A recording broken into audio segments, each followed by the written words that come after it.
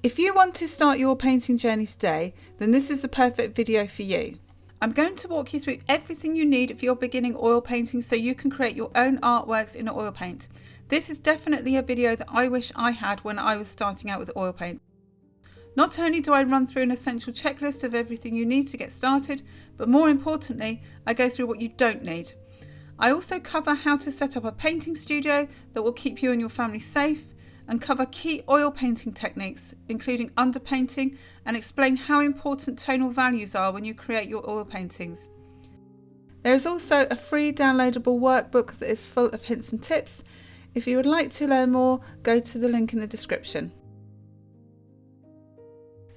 In this first section, I will cover what oil paint is made of, the difference between student and professional grade paint, working fat over lean, what solvents and mediums are, and more importantly, what not to buy. Whether you go to the art store or shop online for art supplies, the list of paint brands, paint sets, and then solvents and mediums can be bewildering. Knowing how to use these resources will give you more confidence, help you with the quality of your work, but also will help you with the efficiency of your painting process and cleanup. You will probably be presented with a variety of products and special deals when you walk into the art store. Becoming familiar with all of the different types of materials is important from a health and safety point of view, whether you are a beginner or a more experienced painter. The paint that you purchase in the art store today is a blend of pigment, which is a material that gives the paint its colour, and binder, which glues the pigment together. In most oil paints that are on sale today, the binder is linseed oil, and in some cases it can be safflower oil. When you buy a tube of oil paint, the proportion of pigment to binder, the quality of the pigment used, and the way that the two substances are mixed together determines the quality of the paint and then in turn the price of the paint. Some oil paint websites will show this detailed information on each of their paint colours so that you can make an informed choice before you buy a particular colour. In the 21st century, we are now in the fortunate position of benefiting from years of experience and artists making mistakes that we can learn from. There are now different grades and a wide variety of colours to pick from. In the past, artists had to experiment with paints that were unstable as well as some paints that were very toxic. We are fortunate that we now have access to this information, so we can now make our own choices. If paint has the ASTM D4236 seal, it assures you that it is properly tested for health hazards. Some toxic colours are still available, and these are mainly yellow and white. And this is why it's vital that you check the labelling of everything you buy. Though these paints are toxic, they are still available to buy for artists, and in order to buy them, you need to sign a document to show that you understand the health and safety implications. There is no reason to expose yourself to these toxic materials to pursue oil painting, and in fact, it's totally possible to paint toxin-free. You can make painting much safer as long as you check the labelling before you buy, check the paints have the ASTM labelling, and handle the paint in the appropriate manner. Here is the list of precautions that you should take when working with oil paints. Keep your painting space well ventilated. Don't eat anything in your painting space when painting.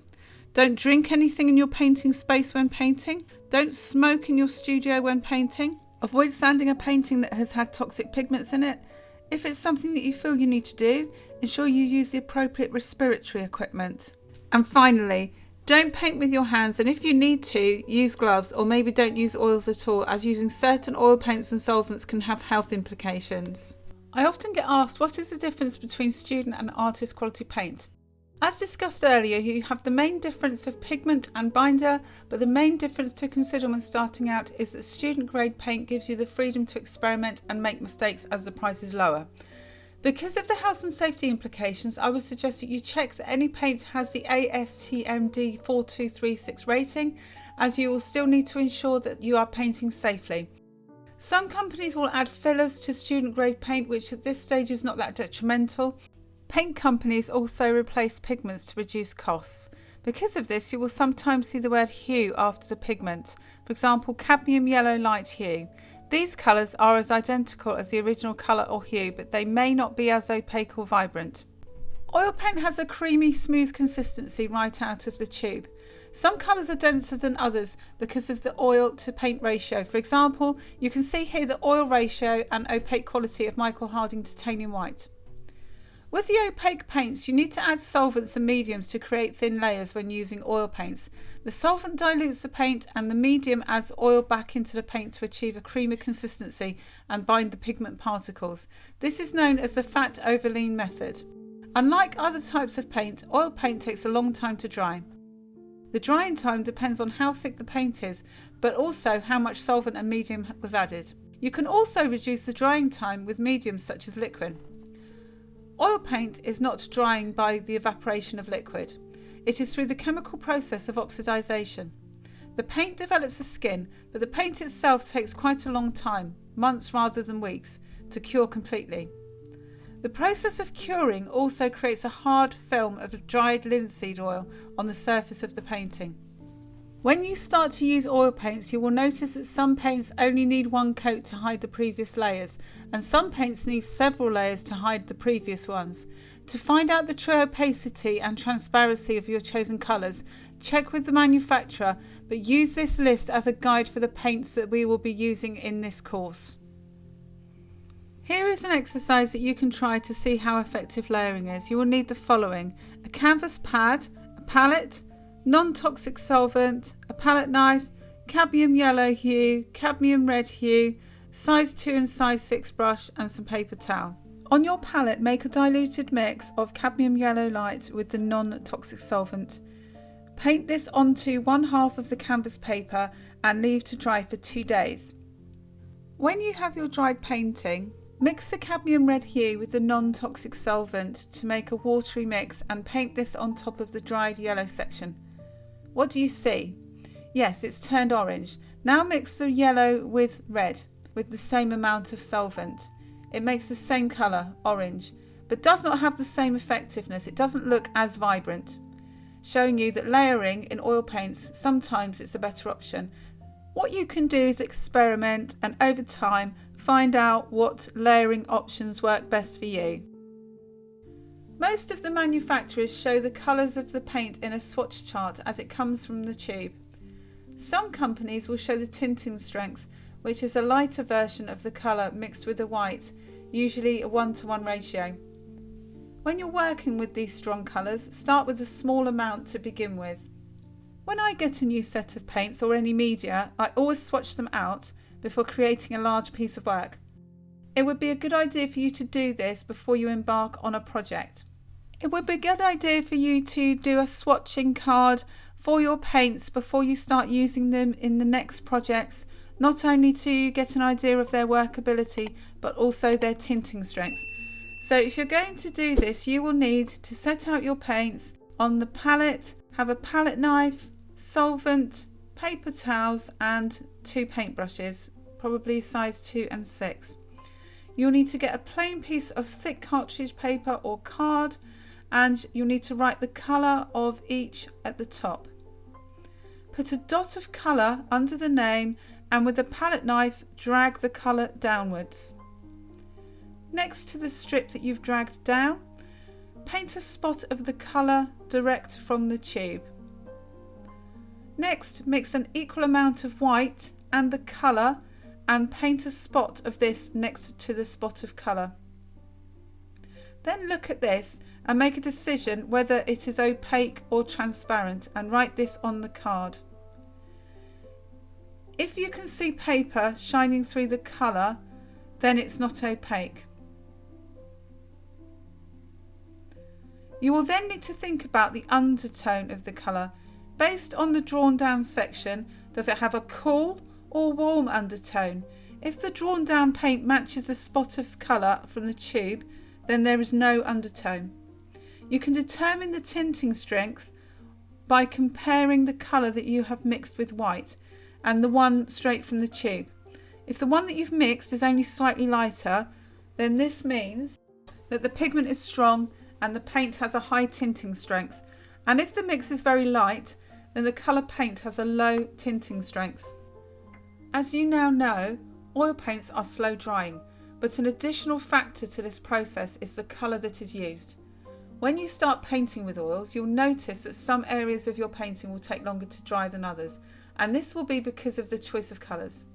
This can be what makes oil painting an easier medium to work with, because you can modify your work and make changes. Here is a list of the drying times of the paints that we are using in this course. If when you start to use these paints you find the slow drying times difficult, you could use one of the quick drying mediums, but at this stage I would focus on experiment with using the paint itself. These mediums can decrease the drying time of your paint significantly. If you work with oils in the normal way, they should be touch dry in a few days. Try to avoid rushing the drying time of an oil painting. You certainly should not add direct heat. It could damage the finish of your painting, but it's also very hazardous. You can use oil paint straight from the tube, but depending on the brand and the colour, they can sometimes be too stiff to paint with. Adding other materials or mediums to dilute the paint or to thin the body of the paint by adding more oil increases the variety of ways that you can work with the paint. Because of the way that oil paint dries or cures, you need to apply the paint in layers that doesn't interfere with the curing of the paints. You can paint alla prima, which is an Italian term which basically means the painting has been produced in one sitting. If you intend on painting over a longer period of time, then you should aim to paint using the fat over lean method. Working fat over lean means that you start your painting with a lean mixture, which means oil paint mixed with solvent, not a thin layer of paint, which is a mistake a lot of people make when they try to understand this principle. As you add the layers, you take away solvent and start to introduce an oil, preferably a fast drying one, for example linseed oil. If you don't follow the fat over lean rule and instead add a layer of lean paint mixture over the top of a fat layer, mixed mainly with oil, the paint surface will crack over time. You may have done research into oil painting and been put off in the past because you have been told that it is a dangerous and toxic hobby. It can be if you use the traditional solvents and mediums, but there are many on the market today that are a safer alternative. As long as you check the labelling on the back of all of the products you buy and follow the basic health and safety already covered earlier in the course, then you should minimise any serious risk to health. Turpentine is the traditional solvent liquid that artists have used for centuries to dilute paint, mix painting mediums and clean brushes. Unfortunately, it comes with several safety hazards in comparison to other solvents that are on the market today. The two products that I recommend are Gamblin's solvent-free medium that is toxin-free and works as a medium and cleans brushes, and Chelsea Classic Studio Lavender Spike Oil. This company produces a range of totally natural mediums, including a fat and lean medium that is pre-made, and all their products are available in a sample size. So if you wanted to try before you buy in a large quantity, this may work for you. It should be noted that though these are natural mediums, they still should be treated in the same way as a toxic product. So you should still have the safety procedures of using ventilation and disposing in a similar way. If you have researched solvents, you will see that for many artists there are two purposes for solvent.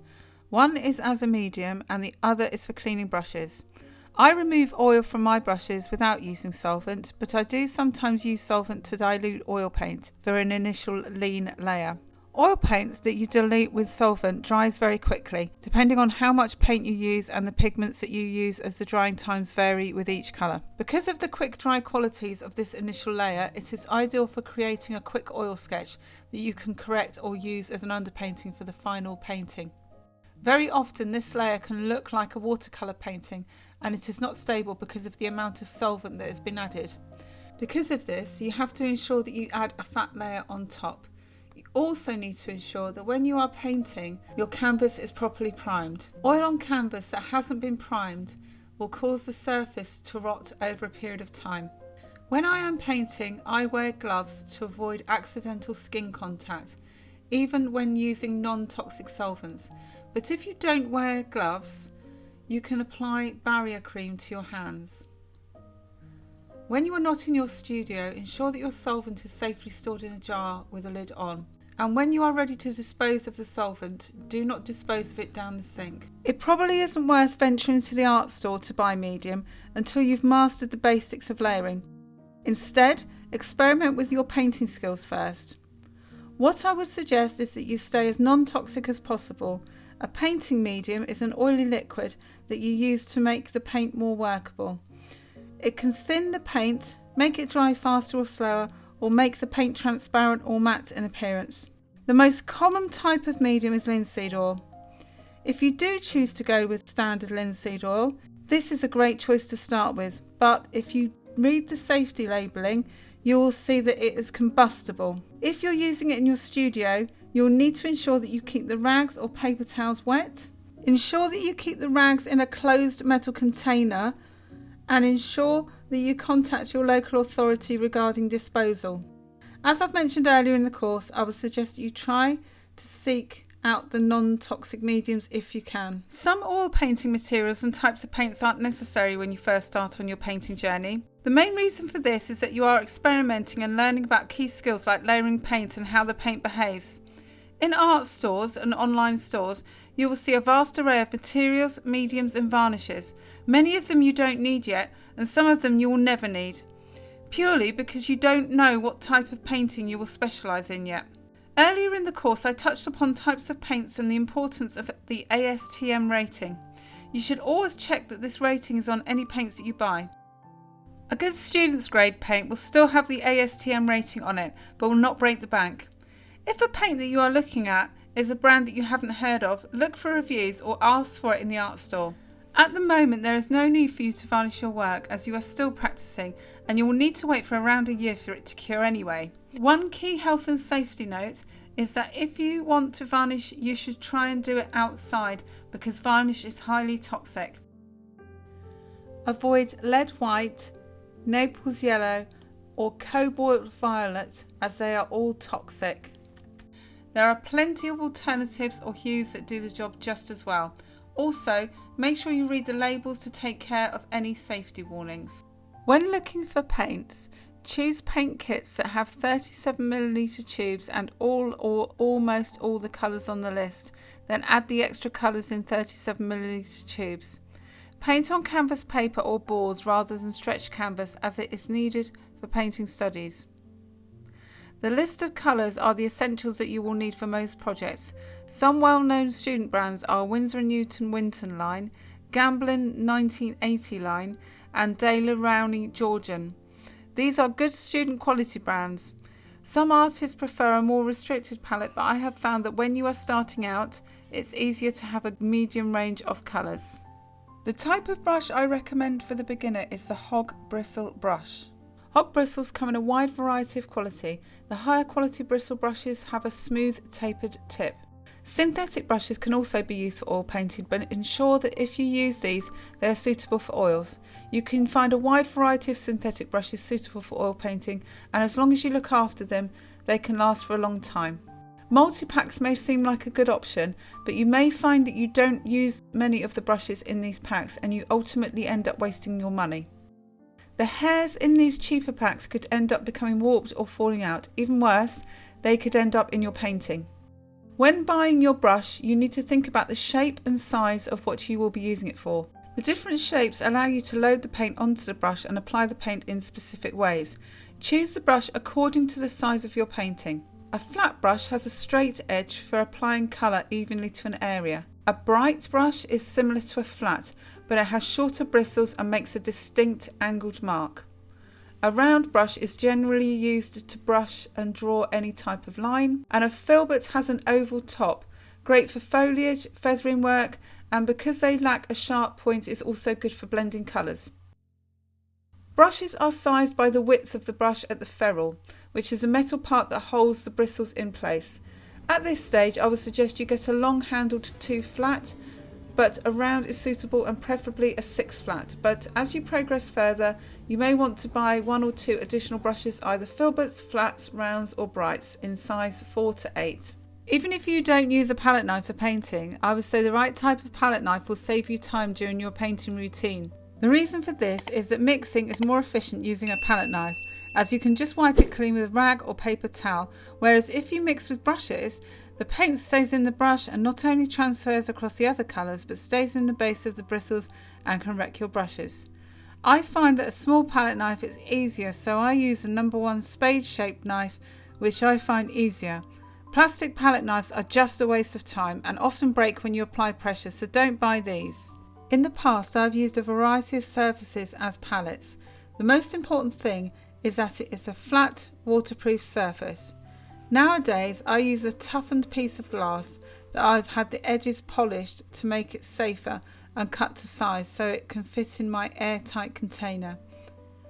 Paper palettes are perfect for the beginner as the sheets can be disposed of at the end of each session.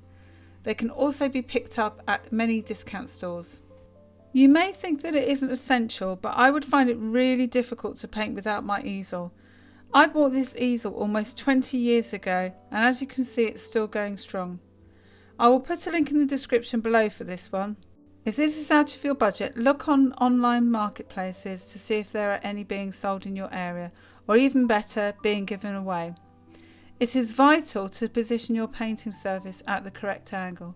When you look at the painting surface, it should be parallel to your face. If you don't have access to an easel, here are some options. Initially, try propping your surface against a heavy box on your work table. If your painting is slipping, try making a stop by sticking down some tape. There are paint boxes that you can buy with easels built into them.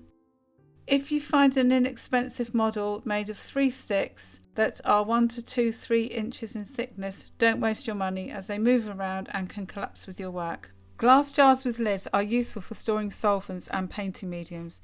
You will need at least 2.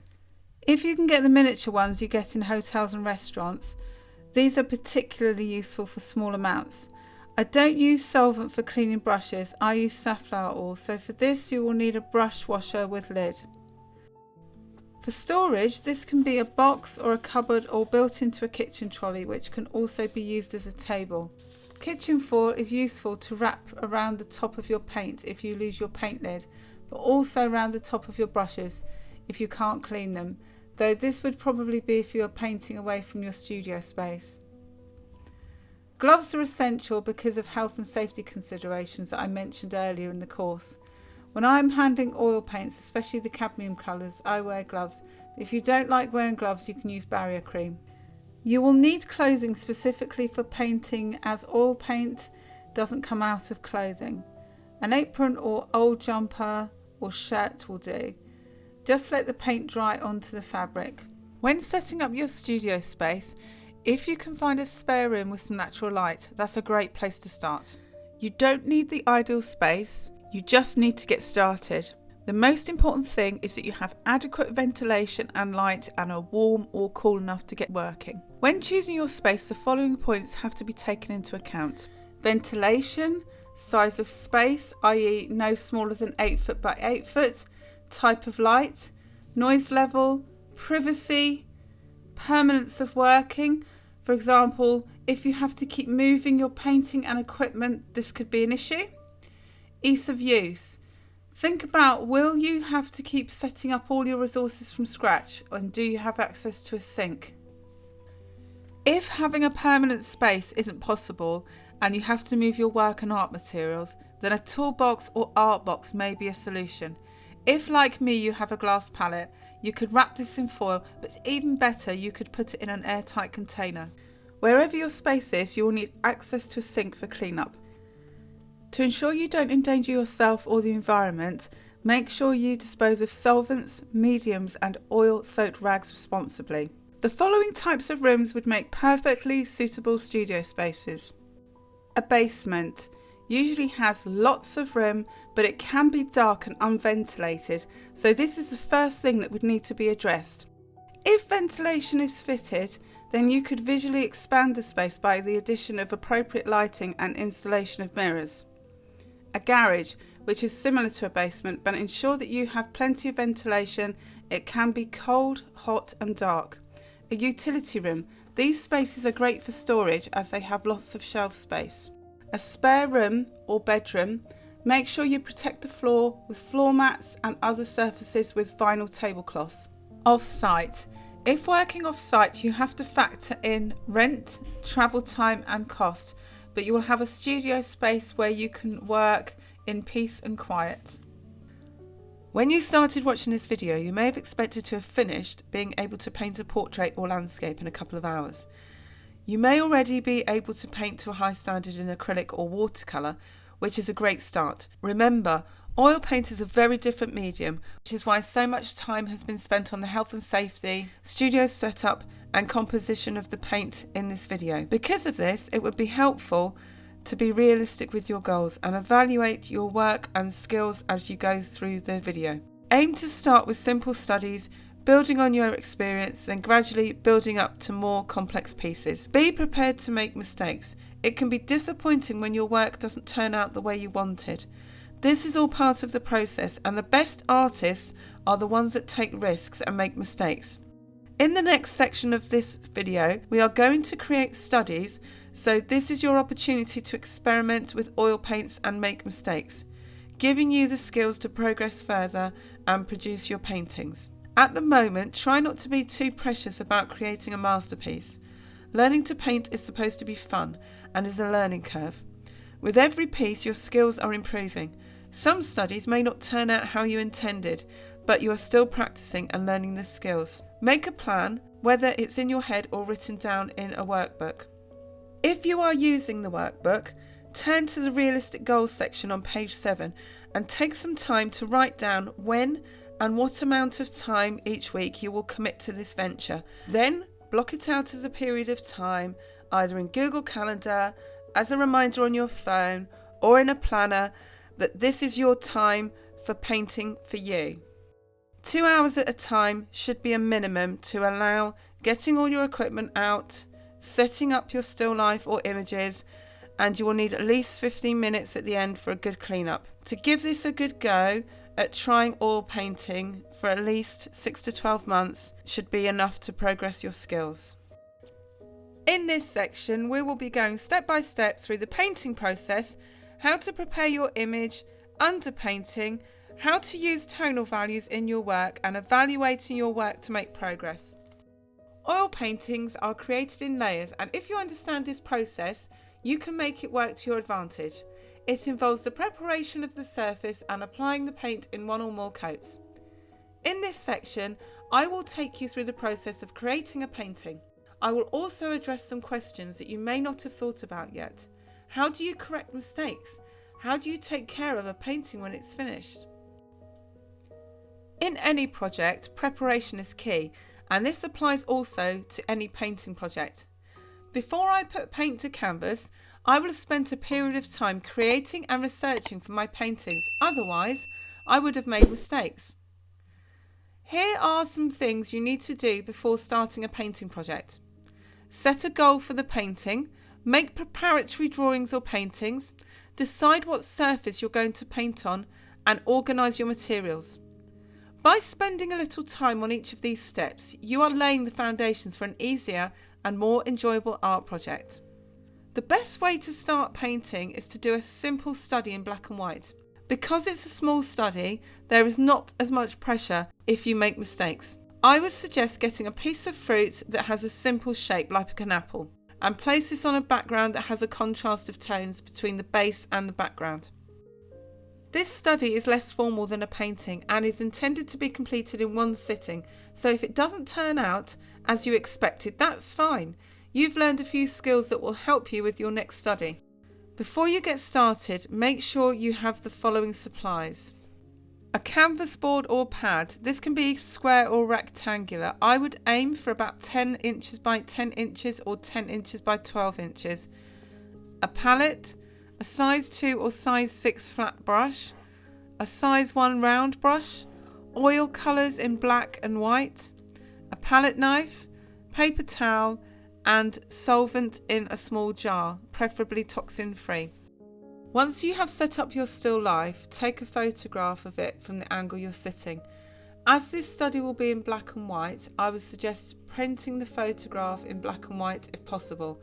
It would be preferable to increase the contrast on a photo app, as this will help you with contrasting tonal values. Though you are going to be painting from life, it's preferable for you to have an idea of the tonal values. And if you don't want to use the method I suggest, which is a free colour finder app called Colour Pencil Picker, then you can isolate the tonal values by holding up a tiny viewfinder over your object. When setting up a still life, try to set up a clamp light so that you have one strong light source, and this will help you create a sense of form or shape. I also set the still life up so that I had a plain background, and you could set up your still life in a box in a similar way to achieve the same effect. If you would prefer to use the image I have used in this demonstration, you can download it from the link in the description. Be sure to place your palette, paint, solvent jar and brushes so that they are within easy reach. You should try and keep your body straight and try and just move your eyes. Set a goal for your painting study. When you start on your painting journey, don't be overly critical. You should have a clear idea of where you are and set reasonable goals for your work. Keep it simple. Don't compare yourself to others. At this stage, you are learning and experimenting. Your goal may be to create a large canvas, but here are some suggestions for this study. Create a painting that shows a three-dimensional effect. Paint strong tonal values or show contrast in your painting.